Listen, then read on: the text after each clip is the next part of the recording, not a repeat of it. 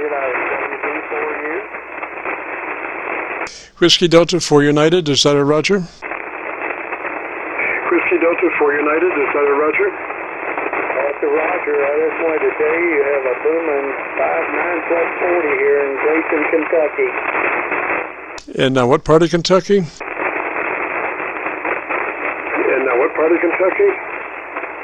Grayson, Kentucky. It's in the northeast part where West Virginia and Ohio and Kentucky all come together. Roger that. Well, we're over next door to Louisville. We're just across the Ohio River on the Indiana side of the Ohio River, right at Louisville. Roger. River on the Indiana side of the Ohio River, right at Louisville. Roger. Roger. That's where I came from back in 1987. I used to work for the railroad in Louisville, and they closed the shop, so I moved up into this area. Victor Echo, WD4U. Now, I just went over to my local antenna. I was copying you on the Milford, PA SDR. I just went to my local antenna, and you took my ears off. You must be about a 25 over on my local antenna, Roger. Well, you're sounding great. Yeah, we're just using a Yaesu FT-450D, run 100 watts into a off-center fed dipole in the V configuration. And it's not been up too long. I built it here about 2 weeks ago, and so far we're getting some good results out of it. And what's your name over? Name here is Jim, Juliet, India Mike, and what's the name there? Steve, Sierra Tango Echo, Victor Echo. Yeah, Roger, Steve. And what was the radio, and what kind of power are you running there? It's a Yaesu FT-450D. And I'm running 100 watts into a off-center fed dipole in the inverted V configuration up about 35 feet. Back to you, Jim. Roger, Steve. Well, your signal is fluctuating there, probably about 10 dB. You'll go from about a 20 over to a 5, maybe 15 dB. So it's quite a bit of fluctuation. You can probably see it in my signal to you, Roger. Yeah, I see the same thing, Jim. It's moving back far a little bit, about 10 dB each way. Of course, you're about 40 over most of the time. Yeah, I haven't had this rig very long neither, but I've been working on it, and I think I've pretty well got the audio the way I want it to sound. Talk to me just a minute there. Give me about 10 seconds of something you like best about your radio. Okay. Yeah, it's a small radio. I like the features of it. Got more features than the old brain has enough knowledge to fool with, but I've been working on the audio on it, and set the equalizer and the mic gain, and I'm running it on the equalizer as flat right now, so I don't know. You might be able to tell me how the signal sounds. Back to you, Jim. Roger. Now you have EQ on that radio. I would punch up a couple of clicks on the top end. I would boost 2 clicks from wherever you are on your top end EQ.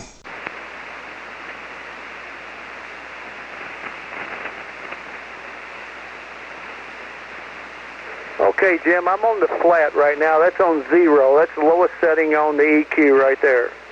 Right. Now I want you to go +2 on top on treble EQ. Okay, that's on 2. That's up 2 right there. 1, 2, 3, 4. All right, that sounds really mid-range. You have a 3-band EQ or a 2-band EQ? Well, I'm not for sure what you're talking about there. I don't have a whole lot of knowledge. Roger. How many controls do you have on your EQ? You just got one. It's all built into this thing. You go into the internal part of it. You can go clear up to, I think, 9 or 10 on it, something like that. I'm not familiar. I mean, usually you would have a 2-band EQ or a 3-band EQ or, a parametric or something. You only have one pot for your equalization?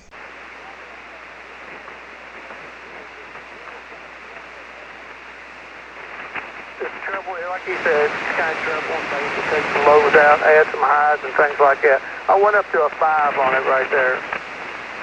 Roger, it sounds like it was mid-range. It wasn't the top end. In other words, like Some folks have a 3-band EQ. They have a bottom, a mid-range, and a top end. And it sounded like your EQ adjustment was right in the middle range, and that wasn't what I was looking for. So I would suggest just maybe go back to where you were there.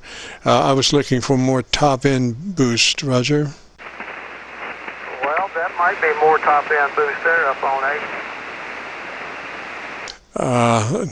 Like I say, how many pots do you have? How many controls do you have in your EQ? You just got the one adjustment there, and it shows a little graph, a low, and then that goes up to a high and drops off on the other end. Okay, so what I'm looking for is go back to where you were, and what I'm looking for is something around the 3K, 4K area. You know, the top end EQ is what I was looking for. I'm not sure exactly what you have there, but that's the area that I'm looking for is in the syllabic area, a little top end. That is top end up there. It's mid-range is like 1.5K, 1K right in there. I don't want that. I'm looking for higher, like 3K, 4K in that area. WD4U. Well, I don't think this one tells all that. I mean, it might. I've read the book, and you can adjust highs and lows. Yeah, but it doesn't have but just that one knob when you get to the mic equalizer. Yes, sir. Well, all right. But let me just give you a note there. Whenever you figure it out, and if you can do, if you look a little bit closer to that EQ, I was looking for something around 3 to 4K at about 2 clicks hotter than, or 3 clicks hotter than where it is. Looking for something in the S range, the syllabic range, Roger. Okay. Yeah, I'll just have to do some more fooling with it. I know on the ALC it's running about half, 2/3 range all the time. Yes, sir. That's good. And you're running your compressor at about a 3? Well, that's another thing on this thing. This thing is different from most, I guess. You get the processing in with it depending on where you set your mic gain. You got low, normal, and high on the mic gain. So let me see if I got this right. The only mic gain control you have is low, medium, and high. Yeah, I'm on normal right now. That's normal setting right there. I'll come back to you on the low setting. Okay, 1, 2, 3, 4. This is the low setting right there, Jim. Yeah, you definitely want to be in the mid-range, the middle range, I guess. Okay, now this is the high end. This is high range right there, and it almost takes the ALC, depending on how loud I talk. Yeah, you go back to normal. Yeah, normal is better. Now, from there, so what you're saying is that you just have an in and out switch for your compressor?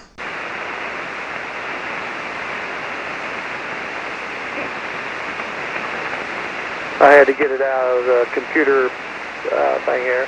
But yeah, that's all you have is you have those 3 adjustments on the mic gain, and then you have 0 to 9, I think, on the equalizer. And I mean, it does different things on the equalizer, but it shows little graphs of what each one does. Roger. Now, on your processor compressor, does that just the switch that it's either in or out? No level adjustment for that?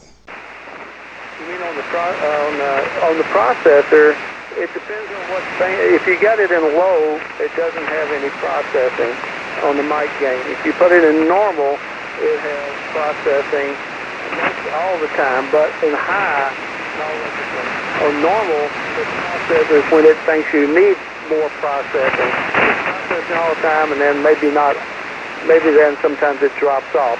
But in high, it's all processing. Okay, so let me clarify again. You only have one low, normal, and high switch. You only have one low, normal, and high switch. You don't have one specifically for the mic, and the same thing for the compressor and all that. You only have one adjustment, and that is low, normal, and high. Roger? WD4U here. That was correct? Correct. Roger, Roger. Well, you know, I used to know a guy that designed radios like that myself. His name was Glenn Close-Enough. Now, Glenn has a long checkered career. He actually made my coffee pot. And the thing is about my coffee pot, I don't care how slow I pour that coffee in the morning, that sucker drips all over the counter. I don't know what it is, but I cannot pour a cup of coffee without the half of it winding up on the countertop. And so I say that coffee maker was designed by Glenn Close-Enough, because I can just see them in the big board meeting when they broke out this coffee maker, you know, and he pours and half of it goes on the table and he says, well, we'll fix that in the mix. But so that is Glenn Close-Enough, you know. And the thing holds true about radio design. Somebody that has the audacity to say that we're going to satisfy all your needs with three positions. You know, you don't need to have a separate amount of control for your compressor, and you don't need to have a separate control, you know, about your equalization. We're going to give you 3 switches, and that's going to take care of all of it. And I bet you that guy was Glenn Close-Enough, Roger. They might have been kin to each other, Jim. Yeah, I usually run a Yaesu, not a Yaesu, but a Kenwood TS-530, and got out.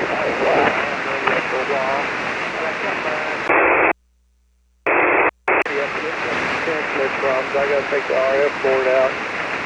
Fix the starter sounds in it. It's losing contact. And then it just drops out power. So it's got some problems. So I usually use the Kenwood TS-530 when it's working. Roger that. Well, I'm pulling your leg there. I just, you know, I think everybody should have as many options as they need, you know, and the more options to make adjustments on your radio, the better off you are, you know. And for some, you know, manufacturer, designer to say, you know, we're not going to let you have those options. We're going to give you what we think you need, and that's it, you know. And that kind of is what my situation is, Roger. Well, I understand that. Like you, if you can adjust more things, it will make everything a lot better. Now this mic does have a tone switch back to it. I've never fooled with it, don't know what it does, but I'll flip it down to 1 next come back to you.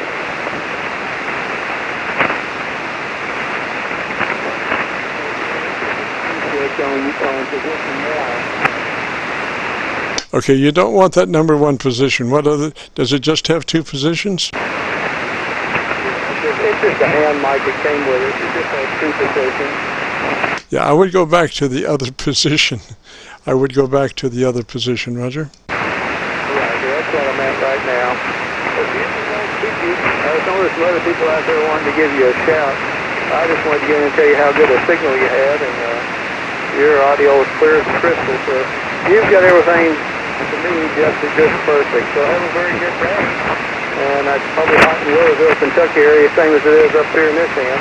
KC9VKV, WD4U, big fan of yours. Roger, Steve. I appreciate it, sir. And forgive me, but I do have sometimes some rants, you know, and Glenn Close-Enough just irritates me. And every morning when I pour coffee, I think about him, you know, and I just wonder how he's doing now. Hopefully his career is equal to his technicality, his proficiency. Anyway, thanks for checking in, Steve. Gosh, if you want to hear what your audio sounds like, if you go to YouTube and do a call letter search for Kilo Charlie 9 Victor Kilo Victor, that will take you to our Qso-Vlog page, and on that page we're running about 1,190 recorded Qsos.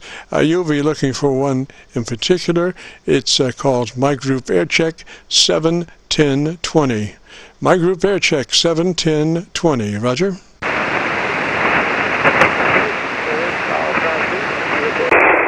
To do that, look it up, see either how bad I sound or how decent I sound. So have a good one, Jim. Thank you. Yes, sir, Steve. I think amazingly, for what you have to deal with, I think you're sounding really good. And I just went over to the Milford PA SDR, and you're doing about 8 over, 10 over up in Milford. You kind of faded out on my position next to Louisville, and so I did go up to the Milford PA SDR, and you sounded really good there. Come back and talk to me just for a second or so we can get some audio off the Milford PA SDR. Roger? Milford PA SDR, Roger. Oh, okay there, Tim. Yeah, thanks for that. Yeah, your signal got way down too. I guess the band's getting ready to change on us. You went down to a 5.7 where you were 5.9 plus 5.40. So the band is changing, and I guess we'll live with that, don't we? Roger, Steve. Well, I got just a little bit there on the Milford PA, so you can hear that also. So when you go to check your audio, and give us a couple of days to get this uploaded to YouTube. It'll probably be 48 hours, and we'll have it up there by then. So 3, Steve. Catch you later, and if you get a chance to join us next Friday for our Qso-Vlog net. This is KC9VKV. If you have a radio you want to check out, give me a shout.